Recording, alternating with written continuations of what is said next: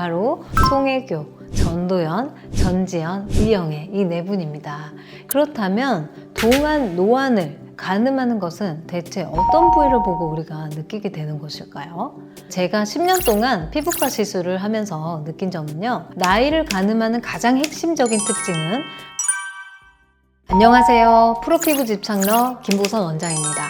나이가 들어도 호감형 얼굴이 있죠. 대표적으로 좀처럼 늙어 보이지 않는 연예인을 예를 들어 볼까요?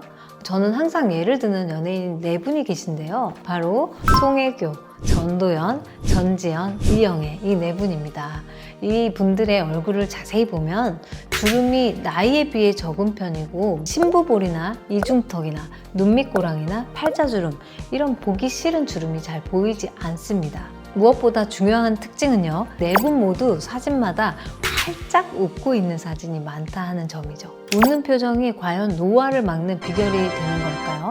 반대로 우리 주변의 중년의 성인 얼굴을 한번 보십시오. 상대적으로 노안이거나 그 나이 그대로 보이는 얼굴을 정말 흔하게 볼 수 있습니다. 그렇다면 동안 노안을 가늠하는 것은 대체 어떤 부위를 보고 우리가 느끼게 되는 것일까요? 제가 10년 동안 피부과 시술을 하면서 느낀 점은요, 나이를 가늠하는 가장 핵심적인 특징은 팔자주름, 입가주름, 미간주름인데요. 자, 제 사진입니다. 제 사진에 팔자주름을 한번 그어보겠습니다. 자, 어떤가요? 훨씬 나이 들어 보이죠? 요 팔자주름 참 보기 싫고 거울 볼 때마다 진짜 신경 쓰이는데요. 그럼 팔자주름은 왜 생기는지 한번 짚고 넘어가 볼게요. 제일 먼저는 뭐니 해도 유전입니다. 구강 구조가 부모님을 닮아서 입이 돌출된 경우 있으신데요. 이 하는 표정을 지으면 주름이 자연스럽게 잡히게 되며 이 표정이 반복되면서 어릴 때부터 이 주름이 고착화되게 되죠. 이 경우는 특별한 방법이 없습니다. 그래서 의학적인 시술이 필요할 것으로 보이고요. 그 다음 두 번째로는요, 피부 노화로 인한 탄력 감소입니다. 앞볼 중앙 부분에 통통했던 지방 조직은 축소되어 어디로 사라져 버리고 얼굴 중앙이 푹 꺼지게 되죠. 그리고 우리가 흔히 잘못 알고 있는 지식, 나이가 들면 얼굴 살이 빠진다. 아니죠. 관자놀이나 이마나 얼굴 중앙 부분에 지방 조직은 빠지는 게 물론 맞지만 팔자 위에 이 지방 조직, 그리고 이 심부볼, 일명 불독살이라고 하죠. 이 부분의 지방 조직, 그리고 이중턱, 이 세 부위의 지방 조직은 나이가 들수록 점점 커지고 무거워지게 됩니다. 그와 동시에 30대 중반부터 진피 탄력은 급격하게 콜라겐 함량이 감소하게 되면서 충분히 지탱을 해주지 못하는 상황이 되는 겁니다. 원래 20g의 지방 조직을 지지해 주었던 피부 탄력이라고 치면요, 점차 힘이 떨어지게 되게 되고 지방 조직은 그와 반면에 팔자 부분은 30g으로 만약에 늘어난 상황이라면 어떻게 될까요? 지탱을 하지 못하고 아래로 이렇게 고이게 되고 이런 상황은 점차 심해지는 방향으로 가게 되는 겁니다. 만약 내가 이 상태다 라고 하신다면 기본적으로 식이요법이나 유산소 운동으로 불필요한 얼굴의 지방 조직을 정리하는 게 좋고요. 좀 더 적극적인 방법으로는 피부과에서 지방분해 주사나 지방 태우는 레이저, 그리고 탄력 시술 이런 것들로 조직이 노화되지 않게 조치를 취해 주시는 게 좋습니다. 그리고 지방을 정리하게 되면요, 상대적으로 지방 용량이 가벼워지게 되니까 조직이 늘어지는 것을 예방을 할 수가 있게 되고, 울세라나 올리지오의 탄력 시술을 받게 되면 조직을 생화학적으로 변화를 시켜요. 그래서 콜라겐과 엘라스틴의 함량을 늘려줘서 실제 조직의 나이가 어려지게 되는 시술로 피부 탄력을 근본적으로 해결을 할 수 있는 방법이 됩니다.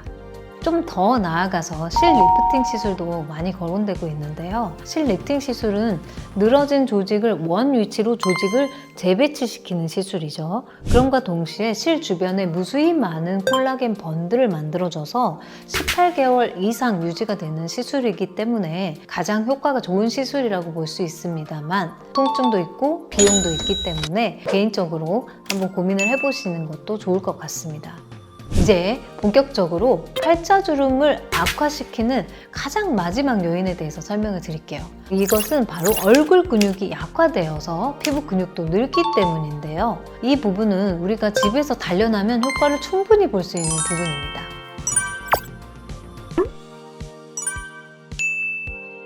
자, 우리가 웃지 않게 되면 어떻게 되나요? 이렇게 되면 웃을 때 이렇게 우리가 사용하는 근육이 약화되게 되는데요. 특히 이 광대 근육, 그리고 입꼬리 올림 근육, 이 근육이 약화되게 되면 볼살이 늘어지고 입꼬리가 떨어지면서 입가에 마리오네트 주름이 생기게 됩니다.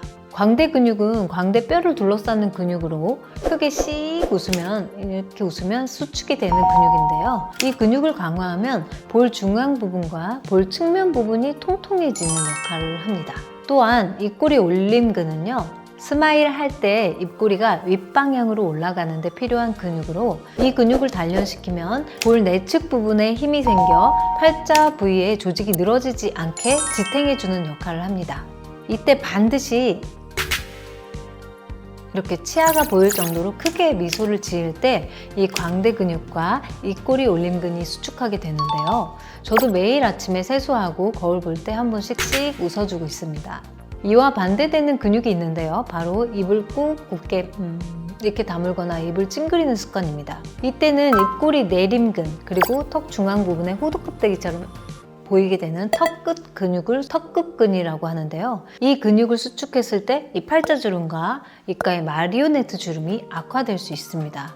그래서 최대한 이 표정을 짓지 않도록 습관을 만드는 게 중요하고요. 아침에 일어나 거울 보고 하루 3분 정도 치아가 보일 정도로 크게 씩 웃는 습관을 하시면 큰 도움이 되실 거고요. 만약에 표정이 잘 안 지워진다 하시는 분들 계시죠? 그런 분들은 턱끝 보톡스나 입꼬리 올림 보톡스를 맞으시면 표정을 더 정확하게 짓는 데 도움을 줄 수 있습니다.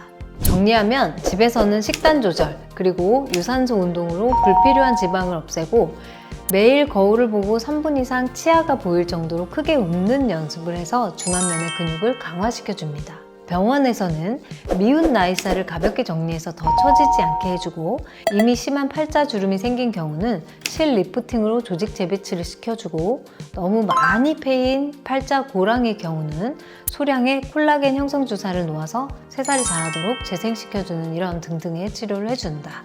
그리고 팔자주름에 진짜 좋지 않는 일상생활에서 꼭 하지 말아야 할 중요한 행동 하나가 있는데요. 바로 이렇게 옆으로 얼굴을 접어서 베개에 누르면서 자지 않는 습관입니다. 종이를 접었다 펴면 결국 자국이 남잖아요. 그런데 우리가 매일 몇 시간씩 피부를 이렇게 옆으로 접어 놓게 되면 주름이 안 생기는 게 이상합니다.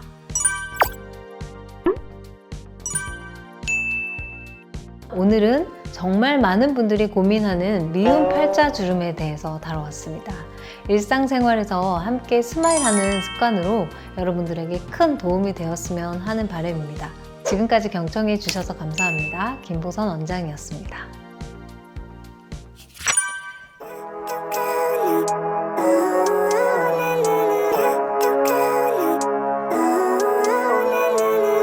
Living life, everyday, late at night, not okay. All I want, and I pray, all I need are some better days. Fuck me, I'm looking in the mirror, so foggy, but I've never seen clearer. I don't really think anyone can save me, and honestly I'm not really sure I want saving.